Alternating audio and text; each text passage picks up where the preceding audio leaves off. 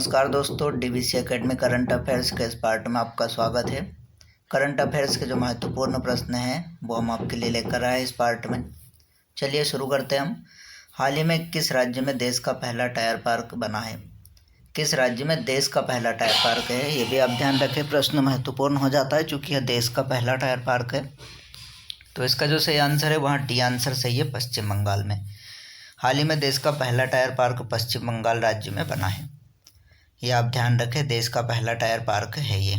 चलिए आगे देखते हैं हम। पश्चिम बंगाल राज्य के बारे में इसमें जानकारी आई है, उसकी डिटेल हम देखते हैं। ये भी आपके लिए महत्वपूर्ण है, ध्यान होना चाहिए आपको। वर्तमान में मुख्यमंत्री ममता बनर्जी है। यहाँ के राज्यपाल है जगदीप धनखड़, ये भी आप ध्यान रखें। वर्तमान में राजधानी है कोलकाता। राज्यसभा की यहाँ पर 16 सीटें हैं, लोकसभा की 42 सीटें हैं। यहाँ पर विधानसभा की सीटें हैं 294 प्लस 1, ये एक अतिरिक्त सीट होती है। परंतु जो चुनाव होते हैं वो 294 सीट पर ही होते हैं, यानी कि 294 सीट है यहाँ पर वर्तमान में 23 जिले हैं, ये भी आप ध्यान रखें। राजकीय पशु मत्स्य बिल्ली, ये मत्स्य बिल्ली यहाँ का राजकीय पशु है। राजकीय पक्षी सफ़ेद गर्दन वाला किंगफिशर, ये भी आप ध्यान रखें। सफ़ेद गर्दन वाला जो किंगफिशर है यहाँ का राजकीय पक्षी है। राजभाषा यानी राज्य में कामकाज में जो भाषा उपयोग की जाती है राजभाषा, वो बंगाली है यहाँ पर। चलिए आगे देखते हैं। अगला प्रश्न है, हाल ही में आरबीआई के अकाउंट एग्रीमेंट फ्रेमवर्क पर लाइव होने वाला पहला बैंक कौन सा बन गया है? आप ये टर्म याद रखें जो आई है, RBI reserve bank of India, इसके अकाउंट एग्रीमेंट फ्रेमवर्क, ये वर्ड आप ध्यान रखें। अकाउंट एग्रीमेंट फ्रेमवर्क पर लाइव होने वाला पहला बैंक कौन सा बन गया है? तो इसका जो आंसर है वह डी आंसर है, इंड बैंक। यह बैंक आरबीआई के अकाउंट एग्रीमेंट फ्रेमवर्क, इस पर लाइव होने वाला पहला बैंक है, बन गया है, ध्यान रखें आप। चलिए आगे देखते हैं हम। इसका आंसर डी सही है इस प्रश्न का। बैंक के बारे में डिटेल देखते हैं। इस बैंक की स्थापना 1994 में हुई है। इसका मुख्यालय पुणे में है, पुणे महाराष्ट्र में, वहाँ पर इसका मुख्यालय है। वर्तमान में इसके सीईओ है सुमंत कटपालिया, ये भी आप ध्यान रखें। चलिए अगला प्रश्न हम देखते हैं। नवंबर 2020 में मालाबार नौसैनिक अभ्यास कहाँ शुरू होगा? नवंबर में होना है ये मालाबार नौसैनिक अभ्यास के नाम से है ये। कहाँ शुरू होगा ये हम देखते हैं। बंगाल की खाड़ी में शुरू होगा, जापान सागर में, अरब की खाड़ी या फिर बाल्टिक सागर में। तो इसका जो सही आंसर है वह ए आंसर सही है, बंगाल की खाड़ी में। नौसैनिक अभ्यास, ये भी आप ध्यान रखें, बंगाल की खाड़ी में शुरू हो रहा है तो नौसैनिक अभ्यास ही है, यानी जो जल सेना है उसका अभ्यास। तो ये आंसर सही है, मालाबार नौसैनिक अभ्यास, ये आप याद रखें, बहुत महत्वपूर्ण है। मालाबार नौसैनिक अभ्यास बंगाल की खाड़ी में शुरू होगा, यह आंसर सही है। इसकी डिटेल हम देखते हैं। भारत, जापान और अमेरिका की सेनाएं इसमें शामिल होगी, ये आप ध्यान रखें। इसमें भारत, जापान और अमेरिका की सेनाएं शामिल होती है। ये भी पूछा जा सकता है कि मालाबार नौसैनिक अभ्यास किनके बीच होता है? तो भारत, जापान और अमेरिका की सेनाओं के बीच, नौसेना के बीच, ये भी आप ध्यान रखें। अभी हाल ही में सरकार इसमें ऑस्ट्रेलिया की सेना को भी शामिल करने पर विचार कर रही है। चलिए अगला प्रश्न देखते हैं हम। हाल ही में जारी पीएससी रिपोर्ट के अनुसार किस राज्य को देश में सर्वश्रेष्ठ शासित राज्य का दर्जा दिया गया है बड़े राज्यों की श्रेणी में? उत्तराखंड, महाराष्ट्र, पंजाब या फिर केरल? तो इसका जो सही आंसर है वह डी आंसर सही है। पीएससी की जो रिपोर्ट आई है उसमें केरल राज्य को बड़े राज्यों की श्रेणी में, बड़े राज्यों की बात कर रहे हैं, उसमें सर्वश्रेष्ठ शासित राज्य का दर्जा दिया गया है, यानी कि यहाँ की शासन प्रणाली बेहतर पाई गई है। इसका जो आंसर है वह डी आंसर सही है। पीएससी का फुल फॉर्म है पब्लिक अफेयर सेंटर। इसके अतिरिक्त गोवा छोटे राज्यों की श्रेणी में प्रथम स्थान पर है, ये भी आप ध्यान रखें। अगर बड़े राज्य की बात आती है तो केरल है उन बड़े राज्यों की श्रेणी में, और गोवा छोटे राज्यों की श्रेणी में पहले नंबर पर है, जबकि बिहार, उत्तर प्रदेश निचले पायदान पर है, ये भी आप ध्यान रखें। अगला प्रश्न देखते हैं। हाल ही में टी20 क्रिकेट में 1000 छक्के लगाने वाले पहले क्रिकेटर कौन बने हैं?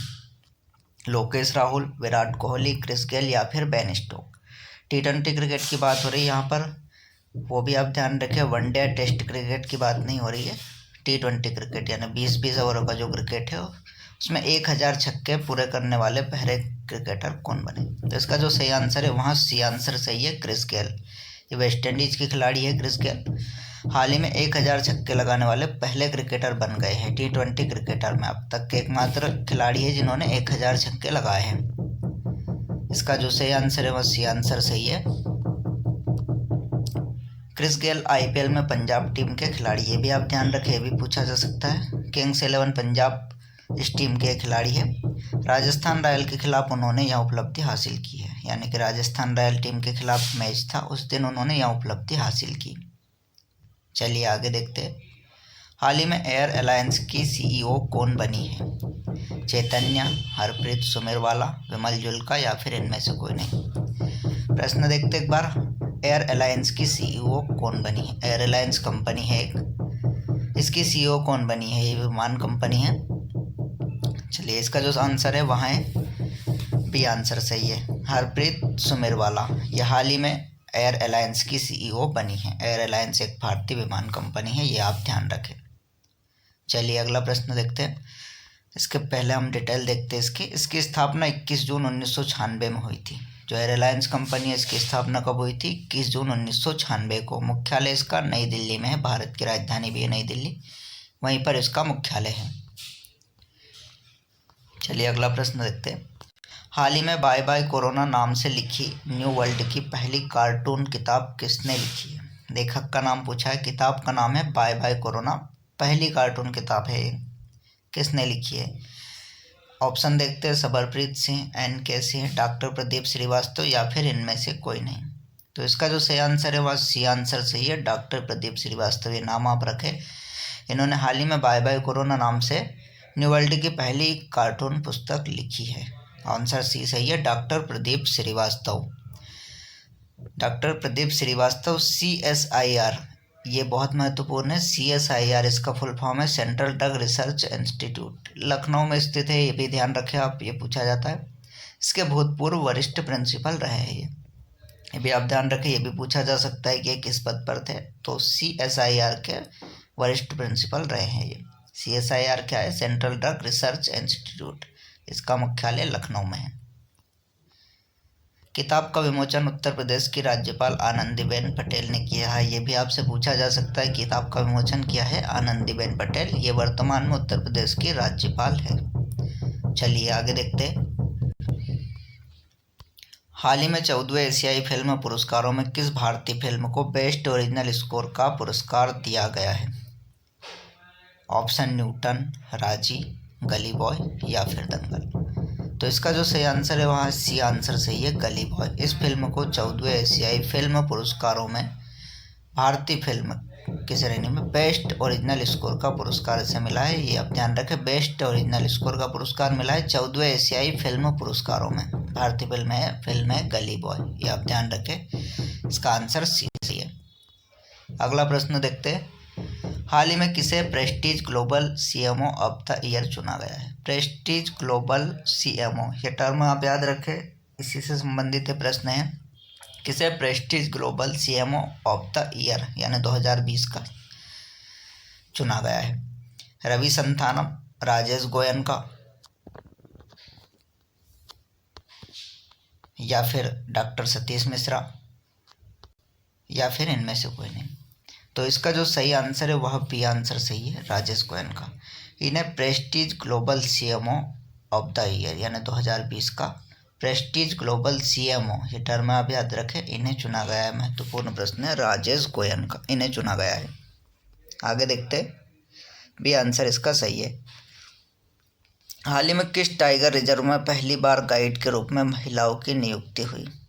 पहली बार हुई है, इस प्रश्न से हमें पता चल रहा है टाइगर रिजर्व में पहली बार गाइड यानी मार्गदर्शक के रूप में, यानी कि महिलाएं मार्गदर्शक करेगी पर्यटकों का, पहली बार महिलाओं की नियुक्ति हुई है। Kanha reserve, Dudhwa park, Jim Corbett या फिर इनमें से कोई नहीं।